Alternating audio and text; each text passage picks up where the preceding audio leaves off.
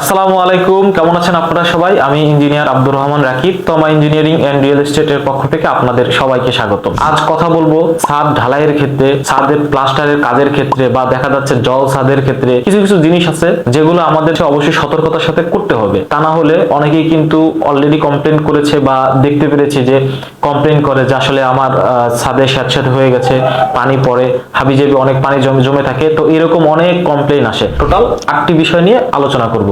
কি কি বিষয়? সেটা হলো, প্রথমত আমরা যখন ছাদের কাজ করব প্রথমেই আমাদের দেখতে হবে ছাদগুলো ঠিকভাবে চিপিং করা হয়েছে কিনা। দ্বিতীয়ত যেটা দেখতে হবে সেটা হলো 2:2:7 এই অনুপাতে আমার কংক্রিট মিক্সিংটা হচ্ছে কিনা, এটা কিন্তু খুবই সুন্দরভাবে বা ভালো করে তদারকি করতে হবে। তৃতীয়ত যেটা, জল ছাদের কাজ করব সেক্ষেত্রে কিন্তু অবশ্যই দেখতে হবে চুন, যে আমরা চুন ব্যবহার করি সেটা কিন্তু ফুটিয়ে চালতে হবে, তাহলে সেটার ক্ষেত্রে ফিনিশিং ভালো হয়। 4 নম্বর সেটি হলো লেইং। যখন আমরা লেভেল করব সেই লেইং এর সময় আমাকে দেখতে হবে যে লেভেলিংটা ঠিক আছে কিনা, তা না হলে কিন্তু পানি জমে থাকার সম্ভাবনা থাকে। তো অবশ্যই আমরা এই জিনিসটা চেক করে নিব।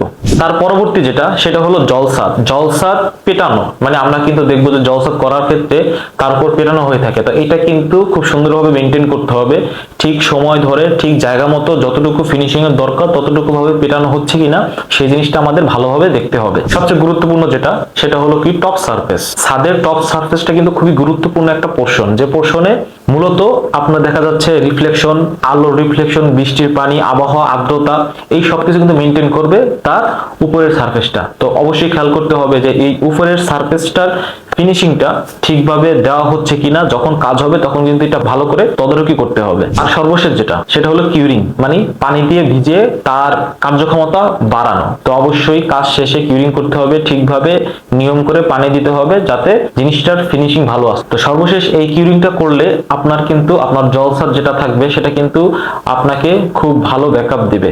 তো অবশ্যই এই কয়েকটা স্টেপ মাথায় রাখবেন জলসাদ করার সময়। তো ভালো থাকবেন সবাই, ধন্যবাদ সবাইকে।